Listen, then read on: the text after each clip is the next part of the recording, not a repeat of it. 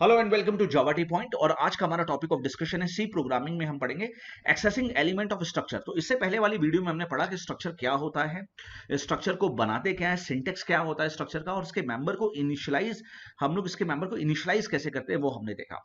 आज हम यहाँ वीडियो में पढ़ेंगे अब उसके मेंबर को हमने इनिशियलाइज तो कर दिया, मेंबर्स को एलिमेंट को इनिशियलाइज तो कर दिया, अब उन्हें एक्सेस कैसे करेंगे ये देखते हैं। तो लेट्स स्टार्ट विद कैसे एक्सेस करेंगे।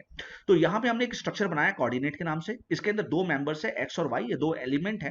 और अब हम मेन के अंदर गए और हमने एक वेरिएबल बनाया P1, किसका, स्ट्रक्चर का, किस स्ट्रक्चर का, कोऑर्डिनेट का। तो हमने कोऑर्डिनेट का एक P1 मेंबर बनाया, अब इसको इनिशियलाइज कर दिया। तो मैं आपको बताना चाहता हूं जिस तरीके, जैसे ही आप P1 लिखेंगे, the moment you right P1, एक मेमोरी स्पेस क्रिएट हो जाएगा। अब इस मेमोरी स्पेस में होगा क्या, आप ध्यान से देखिए। अब इस P1 किसका वेरिएबल है, कोऑर्डिनेट का।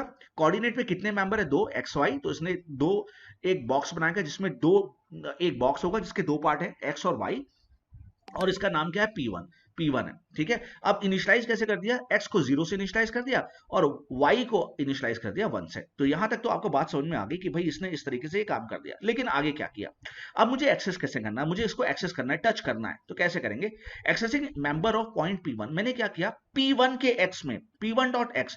तो स्ट्रक्चर के मेंबर को एक्सेस करने के दो तरीके होते हैं। पहला मेंबर है, पहला तरीका है डॉट। तो डॉट से हम एक्सेस करेंगे। तो मैंने कहा P1.x, P1 के x को मैंने री इनिशियलाइज कर दिया 20 से।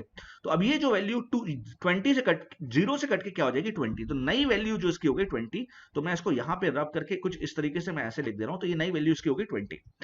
और y को मैंने चेंज नहीं किया, अब मैं x और y को प्रिंट करा रहा हूं। P1 का x, भाई P1 का x क्या प्रिंट करेगा, 20 प्रिंट करेगा, जो आपको दिख रहा है x इक्वल टू 20, क्योंकि हमने वैल्यू चेंज कर दी है। और P1 और y में कोई चेंज नहीं किया, तो y को वैल्यू क्या प्रिंट करेगा 1। तो एक तरीका है डॉट ऑपरेटर।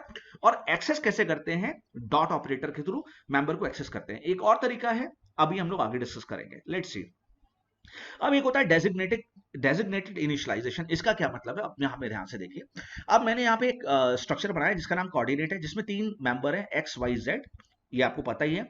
मैंने अब क्या किया, ध्यान से देखिए। जैसे ही मैंने इसका एक वेरिएबल बनाया P1, तो मैंने बताया था the moment you create P1 और P2 और वॉट, उसी समय एक बॉक्स बन जाएगा। कितने मेंबर से, तीन एक्स वाई जेड। तो X Y Z, X Y Z जी, तीन मेंबर बन गए। अब मैंने क्या किया, पी, अभी वहां पे हम लिख रहे थे 0 1।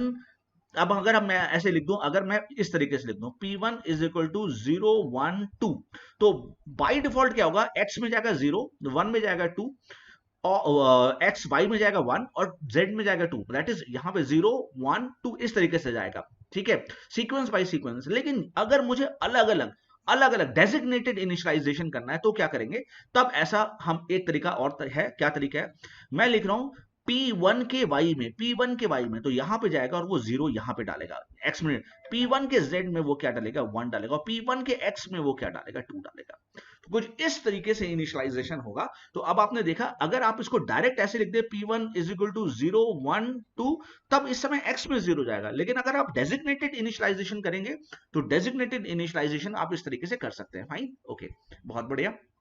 या आप इसको ऐसे लिखें फिर P1 दैट इज 0 1। अगर आप इस तरीके से लिखें तो फिर आपका x में 2 जाना है 2, y में 0 जाना है और z में 1 जाना है। तो इस तरीके से लिखें। तो या तो एक ये तरीका है और या तो एक ये तरीका है। तो दोनों में तरीके में से आप जो भी चाहे वो कर सकते हैं। ठीक है, फाइन। तो इस तरीके से होगा, फाइन, ओके।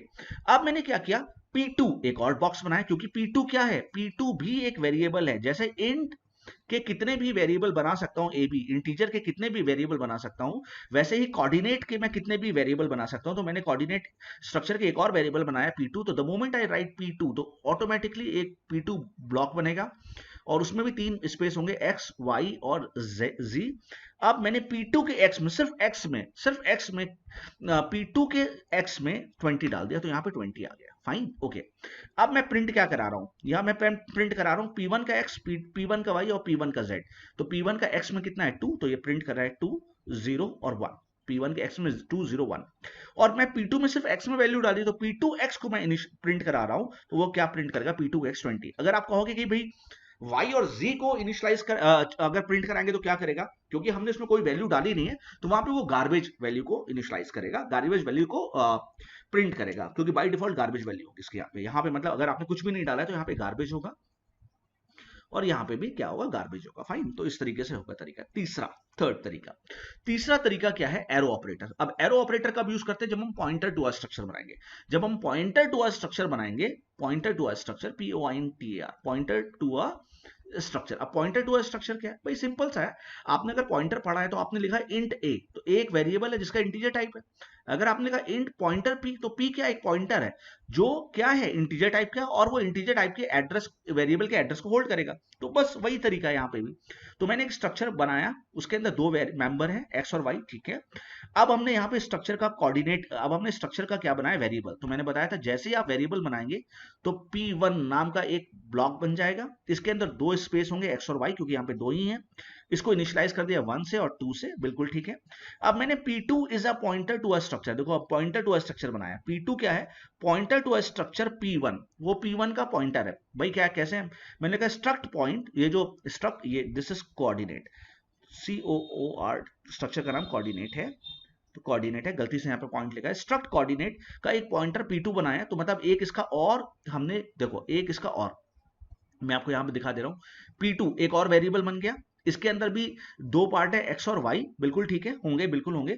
तो स्ट्रक्ट P2, अब मान लो इसका एड्रेस है, 200, फाइन, या इसका एड्रेस है 100, फाइन। इसका मान लो इस P1 का एड्रेस है 100। अब देखो ध्यान से क्या कर रहा हूं मैं कह रहा हूं P2 के अंदर क्या डाल दो, P2 के अंदर क्या डाल दो, P1 का एड्रेस। तो कुल मिला के एक्चुअल में ऐसा हुआ होगा कि यहाँ पे भी 200 आ गया होगा और यहाँ पे भी 200 आ गया होगा, क्योंकि क्या है कि अब क्या है, ध्यान से देखना आप, कि इस वाले P2 में मैंने P1 का एड्रेस डाल दिया, और P1 का एड्रेस कितना है, 100, पूरे P1 का एड्रेस है 100, तो यहाँ पे 100 है, सॉरी, या 200 है, सॉरी, तो 200 यहाँ पे आ गया। अब देखो मैं इसको एक्सेस करना चाहता हूँ, तो मैं क्या लिखूंगा, अब यहाँ पे डॉट नहीं लगाऊंगा, मैं लिखूंगा P2 का x, तो P2 में क्या है, 200, तो वो 200 वाले के x में जाएगा और 200 वाले के x की वैल्यू को प्रिंट करेगा, विच इज 1, तो 1 प्रिंट करेगा। और P2 का y, तो P2 में 200 पड़ा है और 200 के y में क्या पड़ा है, 2, तो वहां पे क्या प्रिंट करेगा, 2। ये तरीका होता है। एक तरीका होता है डॉट और एक होता है एरो। तो हमेशा याद रखना, आपसे क्वेश्चन पूछा जा सकता है कि स्ट्रक्चर के मेंबर को हम किस तरीके से एक्सेस कर सकते हैं। तो स्ट्रक्चर के मेंबर को हम डॉट से भी कर सकते हैं और एरो से भी कर सकते हैं, दो तरीके से हम एक्सेस कर सकते हैं। तो at last I will say thank you so much for watching, please like, subscribe and share the channel. Thank you so much, thank you very much.